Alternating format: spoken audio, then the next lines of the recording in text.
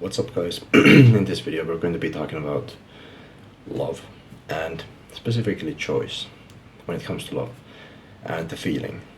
So I'm just gonna start by saying love is a choice, it's not a feeling, and we're gonna expand upon that. Let's just talk about love versus lust first.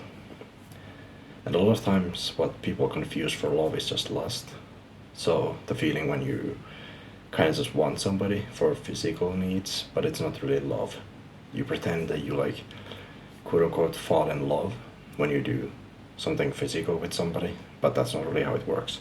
Because at the end of the day, a lot of people think that the feeling, which is like that spark feeling or whatever, you know, at the start you get with another person, is the feeling of love, which is not really, but people call that love, which is the spark, or like feeling like all excited and stuff all the time. That's like when people say I fell out of love with somebody, that's usually what they mean, is they lost the spark a lot of times. And usually it's specifically meant as an emotion. I lost that emotion the person was providing, and it's usually women who say they lost that spark or the emotion they were looking for, which means, in a sense, this spark, it comes in. A lot of people misinterpret love as a feeling, as it's like an emotion, but in reality it's partly kind of an emotion. In a sense, there's emotion involved with it, yes, but it's a choice. And this is where we get into the fun stuff. I have some notes for this video just to kind of keep myself on track. Because let's think about, like, let's start with like self-love, okay? Self-love, for example. You choose to love yourself. You choose to do things that are good for you, right? To treat yourself kindly. Have self-love for yourself. That's something you choose. You can choose to be terrible for yourself.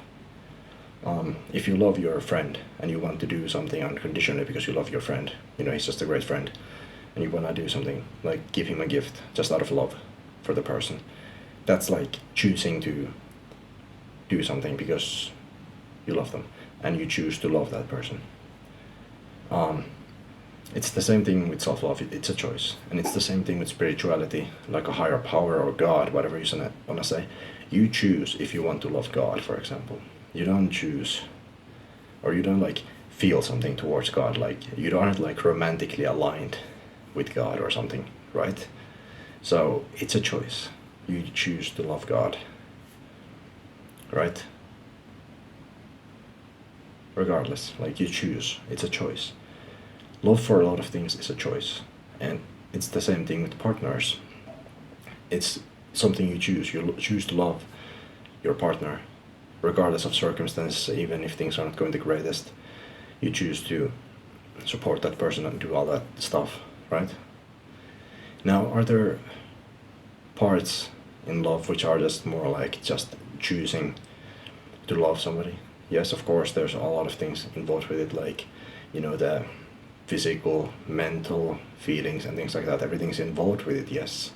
And it's like a complete package, and it's a bit more complex in a relationship. But the way it works still is a choice. You can still choose to be with somebody, even if it's going hard. Because a lot of people think love is just this feeling you have to be feeling 24/7 or like almost all the time.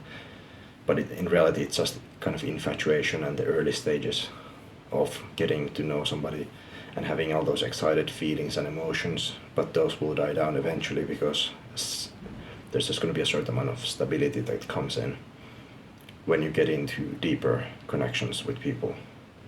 So it's not going to be just like this emotional roller coaster or emotional highs all the time, because it's just not possible, because that's how the world works. So it is basically a choice at the end of the day, especially in the later stages when there's less emotions involved. But I think there are also ways to keep more emotion involved in a relationship. And all relationships are different. But I also think that when it comes to love being a choice, there's also like motherly love, for example, which is your mother usually has unconditional love for you. That's not always the case, but a lot of times it is the case. your mother chooses love for you, out of that choice, she does things unconditionally for you. That's kind of what love is inherently. But that kind of love is very hard to find, but I wouldn't say love is unconditional, especially in relationships, because usually you're looking for something, right? So there is conditions to love. But again, that's where the fun part that comes in, is because it's conditional, which means it's a choice, right? You choose to love somebody, but you have certain conditions for choosing to love somebody. Now, I'm not saying that's all there is to it. When it comes to it, it's not that simple. But that's like a large part of it, is you do have conditions to be able to choose to love somebody. You do have some conditions for it. I'm not saying those have to be like outrageous, but like what I'm saying is you have to have some baseline of things maybe achieved, or certain qualities that you can choose conditionally to love somebody. Right? That's kind of how human nature works. And it's not like anybody like that's a top quality person would want somebody who's not also a top quality person, really, right? So those are kind of the conditions of being able to love somebody, compared to there are different kinds of love, unconditional, conditional love, like we mentioned. So that's what I'm trying to say here, is basically there are different kinds of love, there are different things involved in love, and there's different stages, and there's different things in different love relationships that are available that you have to take into consideration.